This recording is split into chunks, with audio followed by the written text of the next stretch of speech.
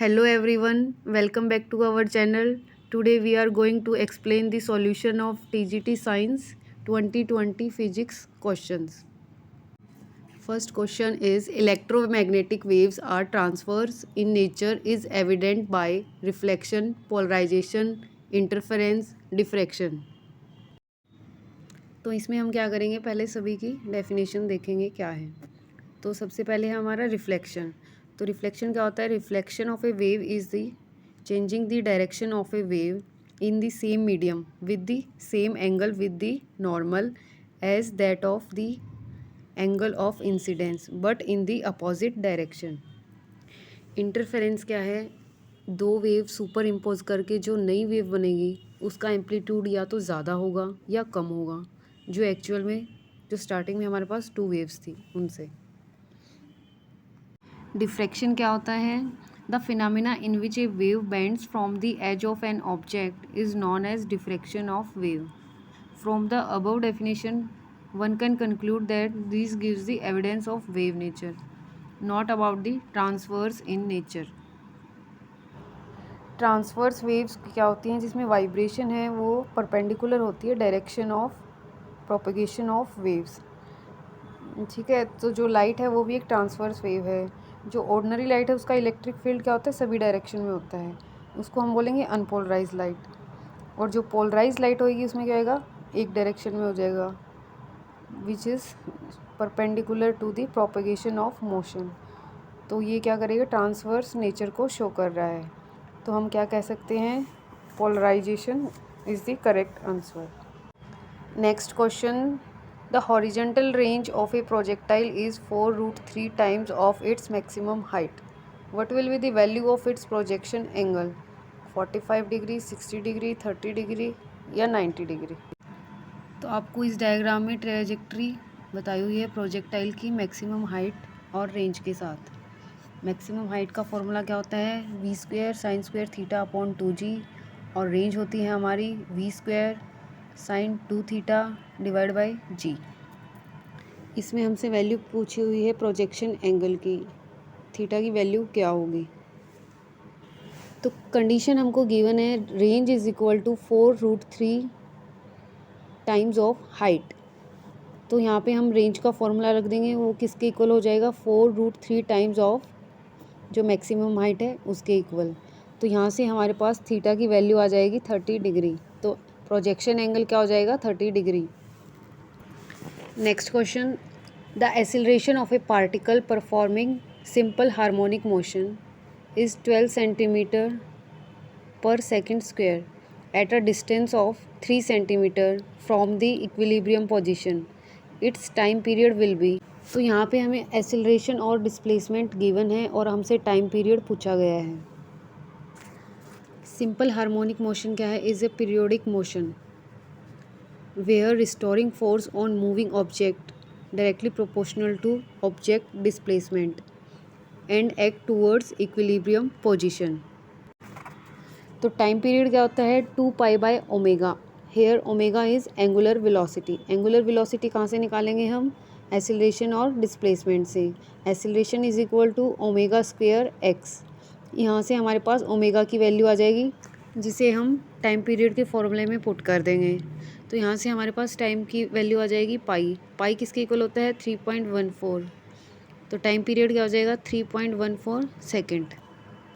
Next question है, a source of sound of frequency 600 hertz is placed inside water.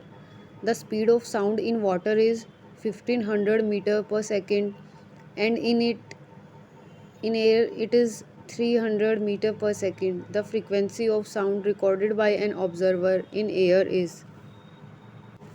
तो जो properties of waves हैं वो क्या हैं? वेवलेंथ है, फ्रीक्वेंसी है, टाइम पीरियड है और वेलोसिटी है। तो जो फ्रीक्वेंसी है वो क्या है? फंडामेंटल करेक्टरिस्टिक है which does not change from one to another medium. तो जो हमको 600 हर्ट्ज़ दी हुई है वो क्या रहेगी? सेम रहेगी फ्रीक्वेंसी। तो इसका करेक्ट आंसर क्या हो जाएगा? Third, 600 hertz. The time period of a simple pendulum on a planet is 5 second and the effective length is 5 metres. How long should it be made to make 20 oscillation in 30 seconds? Time period simple pendulum में क्या होता है, T is equal to 2π√L/z। Here T is time period of oscillation, L is length of pendulum and G is gravitational acceleration. तो हमें time और effective length given है, तो यहाँ से हम क्या करेंगे, G की वैल्यू निकाल लेंगे। तो G की वैल्यू हमारे पास क्या आ जाएगी, 4π² डिवाइड बाई 5। क्वेश्चन में हमें और क्या गिवन है कि जो 20 ऑसिलेशन है वो 30 सेकंड में हो रहे हैं, तो उसकी लेंथ क्या होगी। तो 20 ऑसिलेशन है 30 सेकंड में, तो 1 ऑसिलेशन क्या हो जाएगा 1.5 सेकंड, यानी जो टाइम पीरियड की वैल्यू है वो क्या होगा 1.5 सेकंड। तो यहाँ पे हम टाइम पीरियड की वैल्यू लिख देंगे, जी की वैल्यू जो हमें ऊपर मिली थी वो रख देंगे और एल की वैल्यू निकाल लेंगे, या लेंथ ऑफ पेंडुलम। तो यहाँ से हमारे पास एल की वैल्यू आ जाएगी 0.45 metre, option third. Next question, the resistivity of the conductor wire depends on length of conductor wire, cross section area of conductor wire, nature of material of conductor wire and temperature of conductor wire. Last है only temperature of conductor wire. तो जो resistivity है वो क्या है, एक intrinsic property है material की, जो कि उसके नेचर पे डिपेंड करती है, कंपोजिशन पे डिपेंड करती है, और जो कंपोजिशन है वो किससे अफेक्ट होती है, टेम्परेचर से। तो रजिस्टिविटी किस पे डिपेंड करेगी, nature of material of conductor wire and temperature of conductor wire. तो इसका थर्ड ऑप्शन आ जाएगा। नेक्स्ट क्वेश्चन है, the focal length and the magnification of a plane mirror are. Focal length infinity होती है, 0 होती है, या मैग्नीफिकेशन इन्फिनिटी होती है, या 1 होती है, या 0 होती है, तो हमें ये बताना है। तो करेक्टरिस्टिक्स हैं इमेज के फॉर्म्ड बाय प्लेन मिरर, क्या होती है वो, वर्चुअल होती है, इरेक्ट होती है, और जो डिस्टेंस है उसका इमेज का वो सेम होता है बिहाइंड द मिरर जितना कि ऑब्जेक्ट है फ्रंट ऑफ द मिरर। तो साइज ऑफ द इमेज है वो भी साइज ऑफ द ऑब्जेक्ट के सेम होता है, ठीक है। तो मैग्नीफिकेशन क्या आ जाएगी हमारी 1, और +1 मैग्नीफिकेशन क्या शो करेगी कि जो इमेज है वो वर्चुअल और इरेक्ट है। और प्लेन मिरर क्या है, एक पार्ट है इन्फिनिटली लार्ज स्फेरिकल मिरर का, तो उसकी रेडियस ऑफ कर्वेचर और फोकल लेंथ क्या हो जाएगी, प्लेन मिरर की इन्फिनिटी हो जाएगी। तो इसका आंसर क्या आ जाएगा, focal length is equal to infinity और मैग्नीफिकेशन इज़ इक्वल टू 1 और +1। So correct option is second. Next question है, how far below the earth's level will be the value of gravitational acceleration be half of the gravitational acceleration on the earth surface. कि हम कितना अर्थ के नीचे जाएं, किस depth तक कि जो उसकी ग्रेविटेशनल एक्सेलरेशन है वो हाफ रह जाए जो उसके सरफेस के ऊपर ग्रेविटेशनल एक्सेलरेशन का, ठीक है। तो variation in g with depth is given by, तो जी डैश डेप्थ के अकॉर्डिंग कैसे वेरी करेगा, g is equal to Z1 - D/R। यहाँ पे जी क्या है, acceleration due to gravity at the surface of the earth, और आर है radius of the earth, D depth है, और जी डैश क्या हो जाएगा, acceleration due to gravity at depth D. तो कैलकुलेशन करेंगे तो हम क्या करेंगे, जी डैश को Z/2 रख देंगे। तो यहाँ से हम देखेंगे कि जो डेंसिटी है वो क्या आ जाएगी, नहीं जो डेप्थ है वो क्या आएगी, R/2। तो ये क्या हो जाएगा, 6400 divide by 2 is equal to 3200 kilometre. तो value of gravitational acceleration is half of the gravitational acceleration on the earth surface at 3200 kilometre. Next question है, a convex lens of focal length 8 centimetre is kept in contact with a concave lens of focal length 10 centimetre. What will be the focal length of this combination. तो इसमें focal length क्या हो जाएगी, combine करने पे 1f is equal to 1f1 + 1f2। और जो focal length होती है कॉन्वेक्स लेंस की वो क्या होती है, पॉजिटिव होती है, और कॉन्केव लेंस की नेगेटिव होती है। तो हमें फोकल लेंथ कॉन्वेक्स की और कॉन्केव दोनों की दी हुई है, तो हम इनको क्या करेंगे, इनका रेसिप्रोकल प्लस करेंगे, और जो f की वैल्यू आएगी वो आएगी 40 सेंटीमीटर। तो करेक्ट ऑप्शन क्या हो जाएगा हमारा, +40 सेंटीमीटर। नेक्स्ट क्वेश्चन है, when light is incident on the metallic surface, the maximum kinetic energy of emitted photoelectron depends on velocity, intensity, frequency of incident light और the time interval for which light is incident on metal। तो photo electric effect क्या होता है, जब photons fall करते हैं metal surface पे तो सम इलेक्ट्रॉन्स क्या होते हैं, इजेक्ट हो जाते हैं मेटल से की सरफेस से, उसको हम क्या बोलते हैं, फोटो इलेक्ट्रिक इफ़ेक्ट। तो जो मिनिमम एनर्जी रिक्वायर्ड होती है इलेक्ट्रॉन को रिमूव करने के लिए फ्रॉम द मेटल सरफेस, उसे हम बोलते हैं work function of the metal. और जो मैक्सिमम एनर्जी है ejected electrons from the metal surface after ejection is called maximum kinetic energy. तो फोटो इलेक्ट्रिक इक्वेशन क्या हो जाएगी, E is equal to work function plus में काइनेटिक एनर्जी। ठीक है, तो एनर्जी क्या होती है, H nu. Here H is Planck constant, nu is frequency of incident radiation. तो इस इक्वेशन से हम काइनेटिक एनर्जी देखेंगे तो क्या मिलेगी हमारे पास, energy incident energy minus work function. तो वर्क फंक्शन क्या है, कांस्टेंट है, प्लैंक कांस्टेंट एच है वो भी कांस्टेंट है।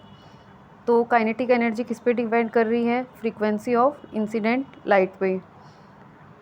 तो इसका करेक्ट आंसर क्या हो जाएगा, ऑप्शन 2। और जो स्पीड ऑफ लाइट है वो क्या होती है हमारी, हमेशा कांस्टेंट होती है। तो so kinetic energy is independent of the velocity और speed. Next question, two springs A and B और जो स्प्रिंग कांस्टेंट है K A is equal to 2kb are stretch by applying forces of equal magnitudes at the four ends. If the energy stored in A is E then that in B is. तो इसमें हमें two springs दिए हुए हैं, stretch किया हुआ है इनको इक्वल फोर्स से, और जो के ए है वो है इज़ इक्वल टू 2kb। तो हमको एनर्जी बतानी है बी में, if energy stored in A is E. From Hooke's law restoring force is equal to F is equal to minus K X. और जो पोटेंशियल एनर्जी है स्ट्रेच करने पे वो क्या हो जाएगी, हाफ के एक्स स्क्वेयर। और यहाँ पे K is equal to spring constant, X is equal to displacement from the mean position, extension और कंप्रेशन। तो जब हम इक्वेशन 1 और 2 को कंपेयर करते हैं तो क्या होता है, E is equal to F square divide by 2k, यानी जो एनर्जी है वो इन्वर्सली प्रोपोर्शनल है स्प्रिंग कांस्टेंट के। तो energy E A divide by E B is equal to inversely है तो क्या हो जाएगा, के बी डिवाइड बाई के ए। और के ए की वैल्यू क्या दी हुई है, 2kb, तो के ए की जगह हम 2kb रख देंगे। तो ई ए बाई ई बी क्या आ जाएगा, हाफ। तो E B is equal to 2e। तो करेक्ट ऑप्शन क्या हो जाएगा हमारा, second. Next question, a cricket ball of mass 150 gram is moving with a velocity of 12 meter per second and is hit by a bat so that the ball is turned back with a velocity of 20 meter per second. If the duration of contact between the ball and the bat is 0.01 second, the impulse of the force is। और impulse क्या होता है, when a large force work on a body for a very small time interval it is called impulse. तो इसकी SI unit क्या होगी, Newton second. तो impulse क्या है, फोर्स इनटू टाइम, जो भी स्मॉल टाइम इंटरवल दिया हुआ है। और फोर्स क्या होता है, change in momentum divide by time. तो फोर्स की वैल्यू को हम यहाँ पे पुट कर देंगे तो dt से dt क्या हो जाएगा हमारा, कैंसिल हो जाएगा। तो इम्पल्स क्या है हमारे पास, चेंज इन मोमेंटम। ठीक है, फिर हम क्या करेंगे, इनिशियल मोमेंटम कैलकुलेट करेंगे, मास इनटू वेलोसिटी, और फाइनल मोमेंटम भी मास इनटू वेलोसिटी। तो एक में पॉजिटिव वैल्यू होएगी, एक में नेगेटिव होएगी, क्योंकि यहाँ पे डायरेक्शन का चेंज है वेलोसिटी में। ठीक है, तो फिर हमें क्या निकालना है, इम्पल्स। इम्पल्स क्या है, चेंज इन मोमेंटम, यानी final momentum minus initial momentum. तो हमारे पास क्या वैल्यू आ जाएगी 4.8 Newton second. In A LCR circuit capacitance is change from C to 5C for the resonating frequency to remain unchanged. The inductance should be changed from L to value maybe 5L, L by 5, L by 4 और L by 2. तो जो resonating frequency है of a series LCR circuit वो क्या है 1/2π√L C. Here C is capacitance, L is inductance. तो initial capacitance हमको C बताई हुई है, फाइनल 5C। तो फ्रीक्वेंसी क्या है हमारी अनचेंज रह रही है, यानी जो पहले V थी वो V डैश के इक्वल ही होएगी जब हम इसकी C से 5C कर देंगे कैपेसिटेंस, और हमें L की वैल्यू बतानी है L डैश की। तो फ्रीक्वेंसी को क्या करेंगे हम इक्वल पुट कर देंगे, तो यहाँ से L डैश की वैल्यू क्या आ जाएगी हमारे पास L/5। तो करेक्ट ऑप्शन हो जाएगा हमारा second. Next question, a mass of 5 kg is moving along a circular path of radius 1 metre. If the mass moves with 300 revolution per minute, its kinetic energy would be. Kinetic energy is equal to half mv²। तो circular path के लिए v क्या हो जाएगा r omega. तो kinetic energy हो जाएगी half m⍵² r²। मास दिया हुआ है हमें, रेडियस दी हुई है और वेलोसिटी क्या दी हुई है 300 revolution per minute is equal to 5 revolution per second.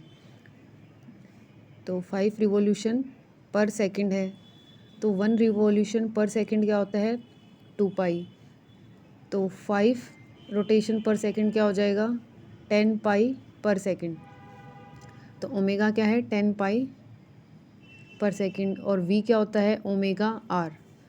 Omega की वैल्यू 10π है, r 1 है, तो v हो जाएगा हमारे पास 10π मीटर पर सेकंड। काइनेटिक एनर्जी होती है हाफ mv²।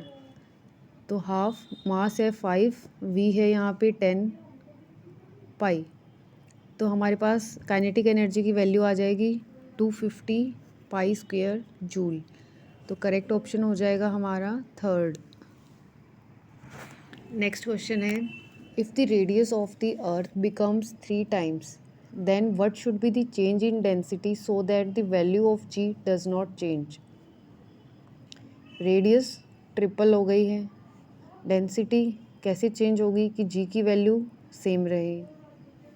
तो acceleration due to gravity g is given by capital G mass divide by r²। तो यहाँ पे कैपिटल G क्या है ग्रेविटेशनल कांस्टेंट है, m mass of the earth, r radius of the earth. तो मास को हम क्या लिख सकते हैं डेंसिटी इनटू वॉल्यूम, ठीक है। और वॉल्यूम क्या होती है स्फीयर की 4/3πr³। तो g क्या हो जाएगा gravitational constant multiply by density multiply by 4/3πr³ divide by r²। तो यहाँ से g की वैल्यू आ जाएगी 4/3π gravitational constant multiplied by density into radius. तो g की वैल्यू क्या करनी है हमको सेम रखनी है, और रेडियस कैसे इंक्रीज़ हो रही है 3 times। तो g की वैल्यू सेम आनी चाहिए और रेडियस 3 टाइम हो रही है, तो डेंसिटी क्या होनी चाहिए 1/3 होनी चाहिए, ठीक है। तो डेंसिटी क्या हो जाएगी becomes 1/3।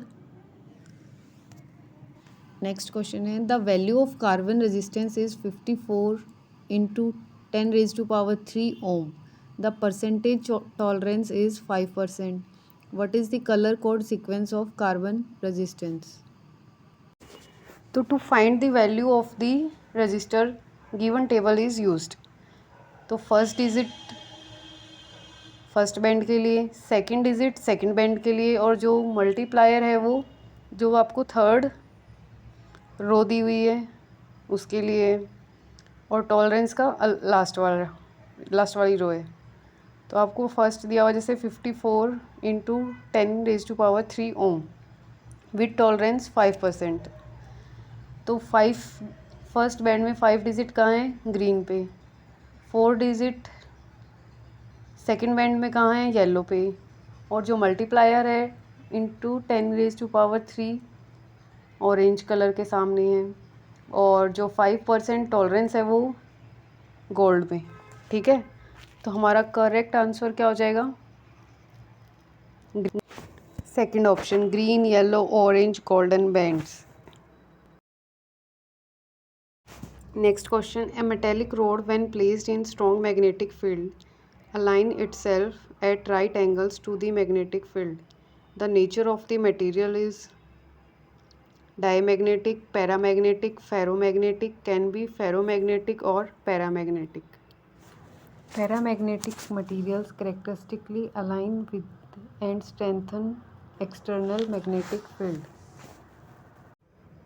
while diamagnetic substances partially expel an applied field and always align themselves so that they are perpendicular to its line of magnetic force. So correct answer is first, diamagnetic material. Next question है, during inelastic collision between two bodies, which of the following quantities always remain conserved? Kinetic energy, mechanical energy, linear momentum, both kinetic energy and linear momentum. Inelastic collision is a such type of collision in which some energy is lost. ठीक है, और momentum क्या होता है, इसमें conserved होता है, और इसके अपोजिट जो इलास्टिक कॉलिजन उसमें energy and linear momentum both are conserve. और इन इलास्टिक कॉलिजन के एग्जांपल्स क्या होंगे, जो डेली लाइफ में एक्सीडेंट या कॉलिजन होते रहते हैं। नेक्स्ट क्वेश्चन है, Lenz law is consequence of the law of conservation of charge, mass, momentum, energy. तो इसमें हम पहले देखेंगे कि लेंज लॉ होता क्या है। Lenz law states that the induced current always tends to oppose the cause which produce it. So in order to do work against opposing force, we have to put extra work. And this extra work leads to periodic change in magnetic flux, hence more current is induced. Thus the extra effort is just transformed into electrical energy, which is law of conservation of energy. जैसा कि आपको नीचे figure में दिया हुआ है कि जब हम नॉर्थ पोल को इस कॉइल के पास लेके आते हैं तो क्या होता है, इसमें एंटी क्लॉकवाइज, यानी कि जो ये आपकी कॉइल है इसका वन एंड नॉर्थ पोल की तरह एक्ट करेगा, और इस नॉर्थ पोल आपस में क्या करेंगे, रिपेल करेंगे, यानी कि इस चेंज को अपोज करेगा। ठीक है, तो यहाँ पे जो वर्क डन किया गया है वो किस में चेंज हो जाएगा, इलेक्ट्रिक एनर्जी में। तो इसका आंसर हो जाएगा एनर्जी कंजर्वेशन। तो यहाँ पे हमारे फिजिक्स पार्ट के क्वेश्चंस ख़त्म होते हैं। Please share, subscribe and like this channel. Thank you.